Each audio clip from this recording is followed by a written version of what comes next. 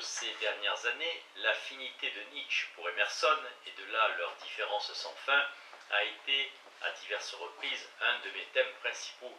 Je relèverai ici particulièrement l'exemple frappant de cette affinité qui est marqué par, ou en fluidant, l'expression de la nouvelle préface écrite par Nietzsche pour Humain, trop humain, m'ayant fourni le titre de ses propos, à savoir quand il parle d'un homme de demain et d'après-demain, formule reprise par Asson par-delà le bien et le mal, bien et mal, publiée l'année qui précède cette nouvelle préface, et qui sera répétée à nouveau l'année suivante dans une nouvelle préface pour le gai savoir. Un homme de demain et d'après-demain est la manière dont Nietzsche caractérise ces esprits libres qui sont identifiés dans le sous-titre d'Humain, trop humain, comme le public qui désire pour ses paroles, et que par de là bien et mal caractérise aussi comme le philosophe, puisque cet extraordinaire développeur de l'homme s'est toujours trouvé et a dû se trouver en contradiction avec aujourd'hui. La formule d'Emerson, pour être en contradiction avec aujourd'hui, est sa définition de la pensée comme avoir de l'aversion pour l'exigence de conformité. Dans cette question, Nietzsche aussi invoque l'image de se tourner, présente dans la version d'Emerson lorsqu'il défie son lecteur de retourner les estimations habituelles, Umkehrung, et les habitudes estimées, estimations que j'ai appelées plus haut nos intérêts et notre perception de ce qui est important. Et Wittgenstein pourrait inscrire ici ce troisième membre du triangle, dit de ses recherches philosophiques, qu'elles sont tournées autour du point fixe de notre besoin réel. On peut bien sûr traiter de telles coïncidences comme des accidents. Pourquoi un philosophe souhaiterait-il les traiter ainsi? Ce qui veut dire pourquoi souhaiterait-il ne pas les traiter, comme la plupart de mes collègues, je suppose. J'adapte la caractérisation par Nietzsche du philosophe l'homme de demain et d'après-demain en remarquant que la distinction banale, en anglais entre demain, tomorrow, et après-demain, the day after tomorrow, traduit les mots allemands morgen et übermorgen. Et je prétends, sous réserve de correction, sinon de plagiat, alors que le préfixe über, lieu d'inflexion si caractéristique pour Nietzsche, est à l'œuvre ici, marquant une distinction homologue de celle entre Mensch et Übermensch, homme et surhomme, ou suprahomme, ou après-homme. À quelle fin? Prenez Morgen dans son sens de matin, comment dans celui-ci de demain, et peut-être discernera-t-on l'idée d'un après ou d'un supra ou d'un sur-matin. Pourquoi poser une telle chose ou un tel événement?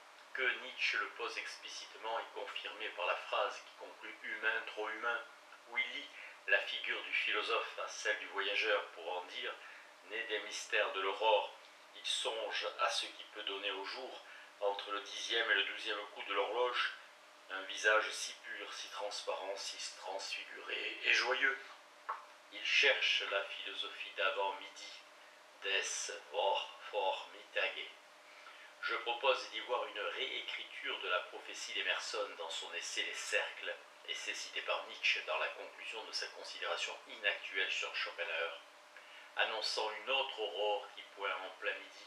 Il est vrai que Wordsworth et Milton avant lui avaient annoncé de nouvelles aurores à midi, mais le fait que c'est spécifiquement le prolongement de cette pensée par Emerson que Nietzsche a en tête est confirmé par les accents émersoniens avec lesquels Nietzsche caractérise ce jour supérieur, c'est-à-dire les termes transparents, transfigurés et joyeux. L'idée est donc que sur ou super matin est le jour accompli, reconçu par l'homme développé ou surhomme. Et inversement, que le surhomme est justement celui qui accomplit un tel jour. Thoreau, l'autre grand lecteur d'Emerson au XIXe siècle, s'appuie sur l'anglais aussi fortement que Nietzsche sur l'allemand pour produire sa propre version de cette pensée dans les 3 courtes phrases qui terminent Walden. Seul point ce jour auquel nous sommes éveillés, il reste du jour à poindre, le soleil n'est qu'une étoile du matin.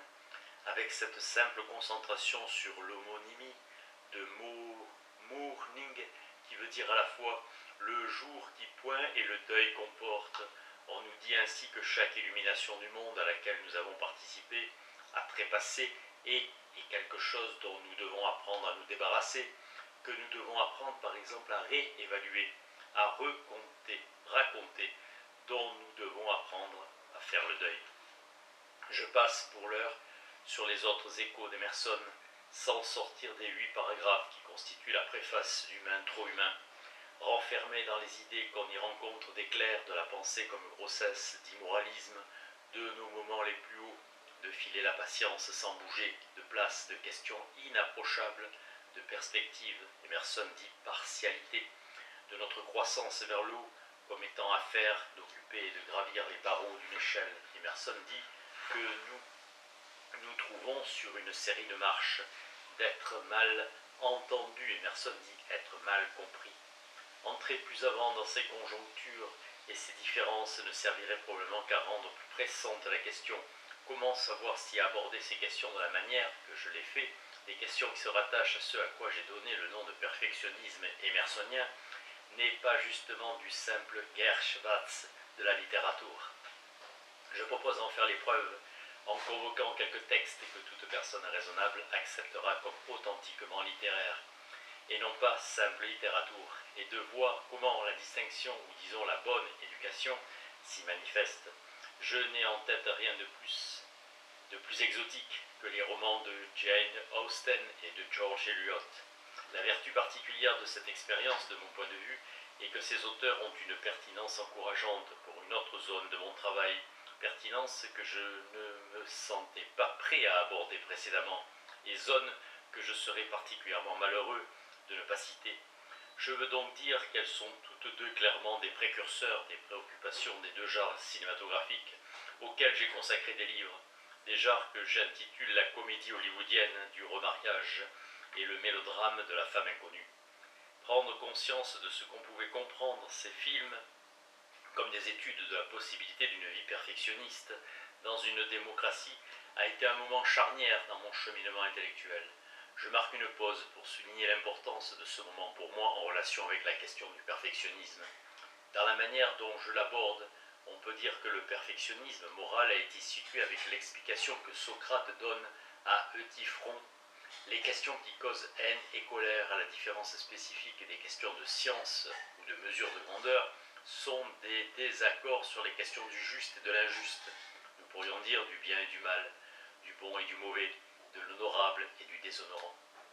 Il est encore exact, je le crois, que la pédagogie professionnelle dominante en philosophie morale procède en opposant le rapport des questions du bien et du mal, tel que Kant l'a exposé de la manière la plus célèbre, aux questions du bon et du mauvais, comme dans l'utilitarisme, dont John Stuart Mill constitue un exemple. Les discussions ici ont tendance à mettre l'accent sur des questions de choix moral, de décider quelle action doit être faite et quelles sont les raisons pour la faire. L'insistance dans le troisième couple socratique, l'honorable et le déshonorant, suggère plus fortement à mon esprit l'évaluation d'un mode de vie, d'une attitude à l'égard de notre propre vie en tant que telle plutôt qu'à l'égard des voies de conduite individuelle. C'est cette insistance que j'appelle le perfectionnisme et qui est résumée dans la formulation par Emerson de notre aspiration morale vers notre moi non réalisé, mais réalisable. D'autres formulations sont aussi des dérivés du mot plus célèbre des romantiques, devenir ce que l'on est, dont se réclament Heidegger et Nietzsche, ou de la formule de Polonius, sois fidèle à toi-même, ou du souci de soi de Michel Foucault, toute formulation dont un pastiche mémorable est fourni par le slogan utilisé par l'armée de terre américaine pour ses messages de recrutement, sois tout ce que tu peux être, be all that you can be. Inévitablement, le perfectionnisme a des formes dégradées, chose qui lui est apparemment aussi essentielle qu'à la philosophie. Il y a ces formes dégradées, ces concurrents intellectuels, condition soulignée depuis la naissance de la philosophie dans la contestation platonicienne des sophistes. Il est important pour moi qu'Ibsen soit devenu le dramaturge occidental le plus significatif dans les siècles postérieurs à Shakespeare, et Racine, en prenant pour son sujet ce que l'on peut voir comme une séquence de dégradation de la quête d'une existence perfectionniste. Une des manières de caractériser la différence entre authentique et dégradé, ici, est de dire que le perfectionnisme, qui compte pour moi, est la réaction à une crise, à l'ébranlement de notre estimation de ce que Nietzsche appelle la valeur de l'existence. Alors que sa forme dégradée est la tentative de se préserver d'un tel ébranlement. Dans ce que j'appelle le perfectionnisme émersonien, L'idée d'état final ou parfait que chacun doit atteindre ou chercher n'a aucun sens. Comme Emerson a plusieurs façons de le dire, autour de chaque cercle, on peut en tracer un autre. Formulation que Nietzsche admirait particulièrement. L'idée est toujours comme de libération d'un état présent vers un état au-delà ou prochain. Les perfectionnismes de Platon et d'Aristote, quelles que soient les différences qui les séparent, sont pour les privilégiés. Ce que je prétends, c'est que cette concession est combattue chez Emerson et chez Nietzsche, entre autres, comme elle est dans les films auxquels je fais allusion. Dans ces films, l'attention du perfectionnisme ne se concentre pas sur des problèmes moraux et médiatiques, tels que l'avortement, la peine de mort, la misère, la désobéissance civile, la dénonciation des scandales. Et donc, pour certains, on n'y trouve peut-être pas la moindre perspective morale invoquée. De fait, c'est l'insouciance apparente des couples de ce que j'appelle la comédie du remariage, comme s'ils étaient trop intelligents ou délicats pour jamais se retrouver piégés dans des problèmes moraux de ce bas monde, exempts qu'ils sont de tout sentiment d'envie ou dépourvus de motifs d'agression qui suggèrent que le défaut qui les caractérise est celui du snobisme. Mais comment penserons-nous aux conversations de Katharine Hepburn avec Cary Grant, de Hepburn avec Spencer Tracy, de Claire Gable avec Claudette Colbert ou de Barbara Stanwyck avec Henry Fonda, qui fondent sur l'attitude méprisante, le manque d'attention, la brutalité, la froideur, la lâcheté, la vanité, le manque de délicatesse, l'absence d'imagination, le manque de cœur, la sournoiserie, la rancune. Comment y penser sinon comme l'examen d'une âme par une autre et par elle-même, ce qui, je suppose, représente une rencontre morale. Une des idées directrices à la fois des comédies auxquelles j'ai consacré un premier livre, où le mariage est accepté ou re-accepté, et d'un second livre sur un genre apparenté de mélodrame, où le mariage est rejeté, et que rien ne légitime ou ne ratifie le mariage. Ni l'État, ni l'Église, ni la sexualité, ni l'identité sexuelle, ni les enfants, sinon la disposition à réaffirmer, autrement dit, au remariage. Les comédies s'ouvrent sur une menace de divorce ou bien elles survient à leur point culminant. Et ce qui fait que le mariage vaut d'être réaffirmé est un attachement diurne qui implique amitié, jeu, surprise et éducation mutuelle, le tout manifesté dans le mode de conversation réciproque des deux membres du couple, et pas seulement verbale, qui exprime une intimité ou une compréhension, souvent incompréhensible, pour le reste du monde représenté dans ces films. Mais en quoi consiste la vérité du mariage? L'éducation mutuelle des deux membres du couple ne vise pas à produire une augmentation de culture, mais comme dans l'instruction wittgensteinienne, une transformation de l'existence. Ceux qui ne peuvent s'animer réciproquement pour une telle éducation ne sont pas mariés, ils n'ont pas l'un pour l'autre le bon intérêt. Ce qui convie à cette discussion des romans tels que Orgueil et Préjugés, Mansfield Park et Emma, de Jane Austen, ainsi que Middlemarch et Daniel Deronda, de George Eliot, c'est en contradiction avec une large part de la philosophie, leur attachement à la vie du problème, du quotidien, tandis qu'ils ont en commun, en même temps, dans la texture et la tournure de chaque scène, leur connaissance et leur désir d'une vie vécue, depuis ce qu'Emerson et Nietzsche appellent le moi au-delà entreperçu, depuis la perspective de ce qu'il représente, comme les moments les plus hauts de la vie. Les moments perfectionnistes, d'un point de vue philosophique, les vies ainsi représentées peuvent sembler trop confinées ou isolées pour fournir une inspiration ou une instruction morale pour un monde brutal, mais l'expérience que je fais, que beaucoup font de ces romans, est tout autre. La relation de ces romans avec la pensée de Nietzsche a en tout cas quelque chose d'un choc, pour moi du moins, et la révélation de cette liaison fonctionne dans les deux sens. Quand j'ai dit que ces romans étaient conviés par la manière dont j'ai introduit Nietzsche, je pensais à la base implicite sur laquelle Nietzsche, et Emerson aussi d'ailleurs, lancent son appel à l'avenir, au jour nouveau, à savoir sa nausée. Dans la préface d'Humain trop humain, Nietzsche parle de mal de mer face à la manière dont vit l'humanité aujourd'hui.